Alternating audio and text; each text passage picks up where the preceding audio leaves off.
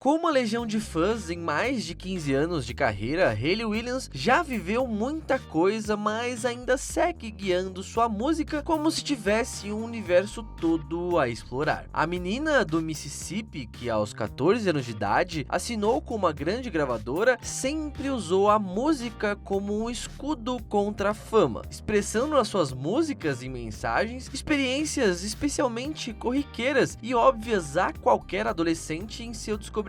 Porém, diferente de outras fórmulas genéricas que marcaram os ídolos teen dos anos 2000. Por isso, ela sempre esteve acompanhada e à frente de uma banda. O Paramore, que, olhando em retrospecto, foi a banda mais bem sucedida daquela leva de bandas pop punk da metade dos anos 2000. Do início na igreja evangélica aos dias atuais, a fama moldou Hayley Williams e ela moldou a fama na evolução de sua arte. Hoje ela, aos 31 anos de idade, se lança em carreira solo oficialmente. Depois de ter aparições solos apenas em participações pontuais, o nome Hayley Williams se desvincula momentaneamente do Paramore com o lançamento do seu primeiro álbum, Petals for Armor. Apesar de ser a inauguração do seu trabalho solo, a Hayley teve a ajuda de seus colegas de banda na criação do álbum. Diferente da euforia dos anos iniciais do Paramore, mas igualmente intensa, a música de Hayley Williams nunca soou tão pessoal e reflexiva, levando seus fãs dos antigos aos novos a se perguntarem como Hayley Williams, a princesinha do emo, se transformou na atual ícone hipster. Nunca foi segredo entre os fãs do Paramore que a Hayley era a mais intensa na identificação com os fãs. Em toda a história da banda, ela foi a única a estar em todas as formações, além de ser a principal compositora da banda. Em uma das várias entrevistas recentes, a Hayley disse que muitos hábitos que ela teve no começo da banda resultaram em coisas que só se tornaram problemas bem depois na sua vida pessoal e que sua música ao longo do tempo retrata muito isso. Segundo ela, a Hayley de 18 anos de idade transbordava uma positividade que na verdade era uma vontade de pertencer a várias coisas. A vida adulta, a um relacionamento e entre outras coisas a uma vida perfeita. Em meio a isso, Paramore driblava os estigmas dados à cena emo, se transformando num fenômeno pop. Mas apesar do sucesso, a banda lidava com conflitos internos que atrapalhavam e confundiam a Hayley. A saída dos irmãos Farrell da banda em 2010 foi algo complicado para ela, principalmente da forma que foi, com eles falando que a banda estava se tornando um produto forjado pela gravadora. Isso tinha muito a ver com o fim do namoro dela com o guitarrista da banda, o Josh Farrell, criando um clima esquisito na hora de gravar o álbum Brand New Eyes de 2009. Segundo Hayley, durante esse período, eles ficaram quase 6 meses sem se falar e que a pressão da gravadora fez com que eles superassem isso e terminassem o álbum. Bom, isso resultou em conflitos mal resolvidos, com Hayley tentando manter a banda do jeito que podia e ao mesmo tempo preocupada com os fãs sobre o que iriam pensar com a saída de 2 membros importantes da banda. Nisso, Paramore entrou no hiato, com Hayley tendo pensado em alguns momentos em acabar com a banda. Paralelo a isso, seu novo relacionamento